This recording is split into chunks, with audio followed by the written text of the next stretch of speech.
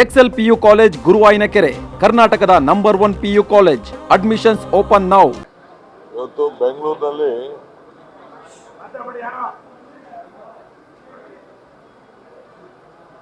ಪೊಲೀಸರು ಅವರೆಲ್ಲ ಆ ಕಡೆ ಹೋಗೋಣ ಡಿಸ್ಟರ್ಬೆನ್ಸ್ ಆಗ್ತದೆ.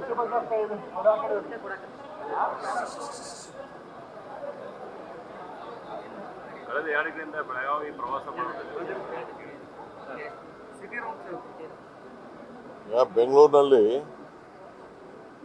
ನಾನು ಬೆಂಗಳೂರು ಮಿನಿಸ್ಟರ್ ಆಗಿದ್ದಾಗ ಎಲ್ಲ ಶಾಸಕರನ್ನೆಲ್ಲ ಕರೆಸಿದ್ದೆ. BJP, ಜನತಾದಳ, ಕಾಂಗ್ರೆಸ್ ಪಾರ್ಟಿ ಎಲ್ಲ ಶಾಸಕರನ್ನೆಲ್ಲ ಕರೆಸಿದ್ದೆ. ಕರೆಸಿ ಈ ಬೀದಿ ವ್ಯಾಪಾರಿಗಳ ಬಗ್ಗೆ ಚರ್ಚೆ ಮಾಡಿದ್ದು. ಎಲ್ಲರ ಅಭಿಪ್ರಾಯ ಒಗ್ಗಟ್ಟಿನಿಂದ ಬೀದಿ ವ್ಯಾಪಾರಿಗಳನ್ನೆಲ್ಲ ಎಲ್ಲೆಲ್ಲಿ ಟ್ರಾಫಿಕ್ಗೆ ತೊಂದರೆ ಆಗ್ತಾ ಇದೆ ಅವ್ರನ್ನೆಲ್ಲ ತೆರವುಗೊಳಿಸಬೇಕು ಅನ್ನೋದು ಎಲ್ಲ ಒಟ್ಟು ಅಭಿಪ್ರಾಯ ಆಗಿತ್ತು. 3 ಪಕ್ಷದವ್ರದ್ದು ಅಭಿಪ್ರಾಯ ಆಗಿತ್ತು. ಆ ಪ್ರಕಾರ ಕೆಲಸ ನಡೀತಾ ಇದೆ. ಆದರೆ ಅವರಿಗೆ ಸೈಡಲ್ಲಿ ಹಾಕೊಳ್ಳಿ ಅಂತ ಹೇಳಿದ್ದೀವಿ. ಆಮೇಲೆ ಸುಮಾರು 60,000 ಜನ ನಾವೊಂದು ಸರ್ವೆ ಮಾಡಿಸಿದ್ದು. ಅವ್ರಿಗೆಲ್ಲ ಗುರುತಿನ ಚೀಟಿ ಕೊಡಬೇಕು ಅಂತ ಹೇಳಿ ಕೆಲವರೆಲ್ಲ ಸರ್ವೆ ಮಾಡಿಸಿಟ್ಟಿದ್ದೇವೆ. ಒಂದು 30,000 ಜನ ತಳ್ಳೋ ಗಾಡಿಗೆ ವಿವಿಧ ರೀತಿ ವಾಹನಕ್ಕೆಲ್ಲ ಅರ್ಜಿ ಹಾಕೊಂಡಿದ್ದಾರೆ.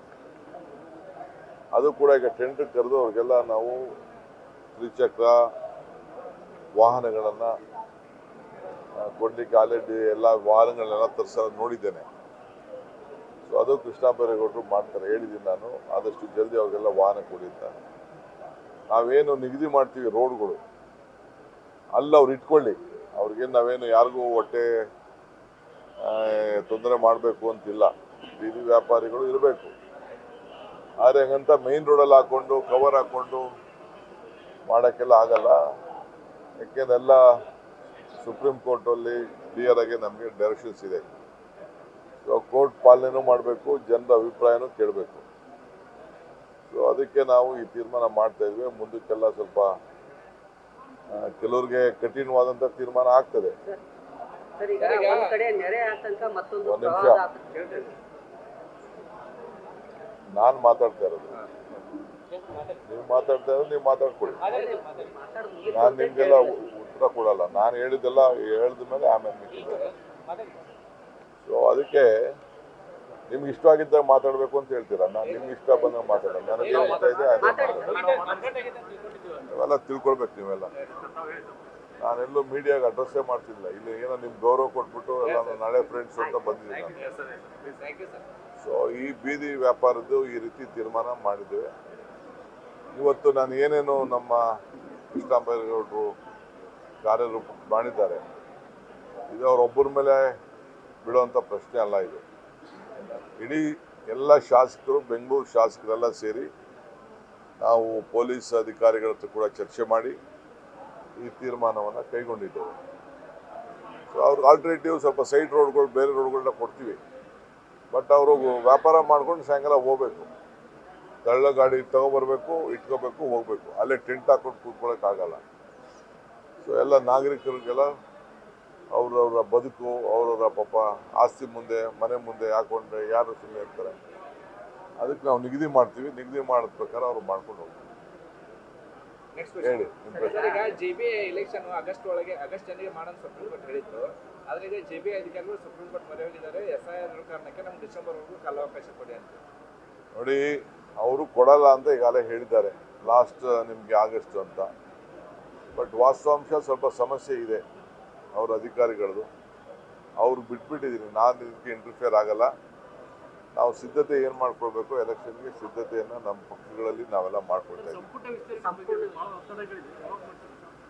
ಒತ್ತಡ ಏನಿಲ್ಲ. ನಮ್ಮ ನಾಯಕರು ಇವತ್ತು ನಾಳೆ ನಮ್ಮ ಬರ್ತಾರೆ. ಬಂದ ಮೇಲೆ ಯಾವತ್ತು ಅವ್ರು ಕರೀತಾರೆ ನಾನು ಅವತ್ತು ಹೋಗ್ತೀನಿ.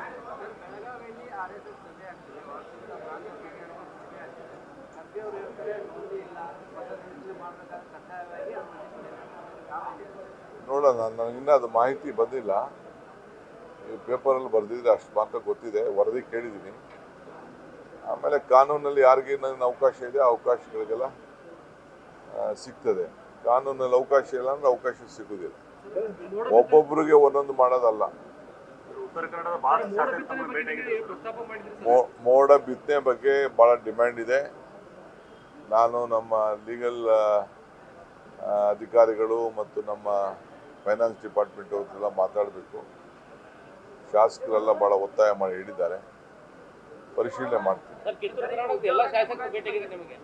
ಏಳು ಜಿಲ್ಲೆಯವರು ಏನೇನು ಸಹ ಮುಂದಿಟ್ಟಿದ್ರು, ಏನೇನು ಬಗೆಹರಿಸ್ತಾ ಇದ್ರಿ, ಏನೇನು ಹೊಸ ಯೋಜನೆಗಳ ಜಾರಿಗೆ ತರ್ತೀರಿ? ಸದ್ಯಕ್ಕೆ ನಾನೀಗ ಹೇಳಿದಷ್ಟು 2 ವರ್ಷ ಅದು ಚಾಲನೆ ಆಗಂತ ತೀರ್ಮಾನಗಳನ್ನು ನಿನ್ನೆ ಕಿತ್ತೂರು ಕರ್ನಾಟಕದ ಸುವರ್ಣಸೌಧದಿಂದ ತೆಗೆದುಕೊಂಡಿದ್ದೆ. ಎಲ್ಲ ಉಂಡಿಗಳಲ್ಲೂ ಕೂಡ ದುಡ್ಡು ಬಹಳ ಹುಷಾರಾಗಿಡಬೇಕು ಅಂತ. ಬೆಳಗಾವಿ ನಗರಕ್ಕೆ ವಿಶೇಷ ಪ್ಯಾಕೇಜ್ ಕೊಡ್ತೀರಾ ಅಂತ ಈ ಹಿಂದೆ 100 ಕೋಟಿ ರೂಪಾಯಿ ತಗೊಂಡ ಒಂದು ಸಂಪ್ರದಾಯ ಇದೆ. ಈಗ ಬಂದಿದ್ದೀನಿ ನೋಡೋಣ. ಎಚ್ ಡಿ ಕುಮಾರಸ್ವಾಮಿ ಅವರು ಚೀಫ್ ಮಿನಿಸ್ಟರ್ ಇದ್ದಾಗ ಬೆಳಗಾವಿ ಅಧಿವೇಶನ ಮಾಡಿದ್ರು. ಯಡಿಯೂರಪ್ಪನವರು ಸುವರ್ಣಸೌಧ ಕಟ್ಟಿದ್ರು ಸರ್. ನೀವು ನ್ಯೂಸ್ ಫಸ್ಟ್ ನಿರ್ಭೀತಿಯಿಂದ ನಿಮ್ಮ ಪರವಾಗಿ.